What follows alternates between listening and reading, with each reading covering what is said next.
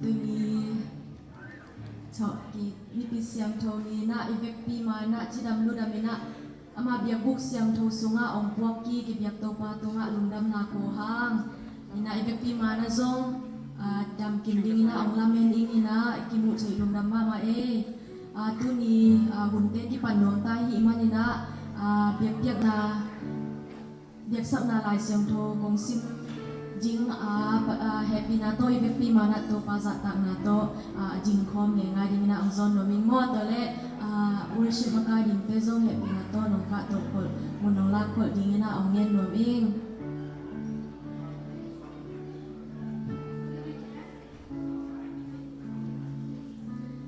la te som ko le nga hong pai un to pa phat ni e te a hong mu a hong hon kia pa tunga lungdam la sani ama om na lungdam na ko in pai ni phat na la te ama tunga lungdam takin sani pahang hiam chi le to pa alian pasian ni pasian kem pe tunga kumdi lian pen pa a hi sim kia la siang tho evek pi mai nun tak pi dari na to pan chupang pinyet ta hen na biak sap kipat na din kay man chu nyen ning mo pang len na uso na le min chan na to kidim ko te kung biak ka pasyan lung jamong ito pa nang hoi lo che nang man na nang ma hoi na te misin nai sim no musa ka tu na zong zin sang ni chak ko ba pha te nang ma thoki ni pi siam tho te ya nang man nang ma mai pha zong ding ina biak buk siam chawa nong puak ki man na to pa nang ma tunga lung jamong ko to pa tu ni na nang ma mai pha zong in kong pai chiang ina van gik to pa kong puak te nang man na ong san sak niat ta in la tu ni nang man na nang ma ni phat na le biak na te kazak ding la te aki gen ding chu te anung ta nang ma kamal te to pa nang man na kanun ta pi che ding le to pa nang ma de na bang ina kagam kanun ta pi na jing ina to pa nang man chu pham pe nyat ta in to pa nang man na tu ni nong pi na te ham nang ma tunga lung jamong ko kani lai hun teng khe pe apat na kipan alai sa top dong nang man nong kal suan pi nong bo zo pi na ding te nung gut ko min hi chu te kong nget chiang ina si na pa na choki nga zui jesu christ ka be min so na chu kong ngen kong kya bu hi to pa kong be ka pasya no amen ina to pa min phat khom sia ding hi hang amen ina khat be lai sak khom sia ma to pa min phat khom sia ma to pa hoi na pula khom no mi amen to pa hoi hi chi chu be pula khom sia ni mo i one kem pe to za te le ne kem pe to pa min phat khom ding ya to pa hoi hi up na to pula nya hi hang to pa hoi hi at ton tungin to pa hoi hi ton tungin chu be pula khom ni mo ha ni chu to pa hoi hi ton tungin to pa hoi hi ton tungin to pa hoi hi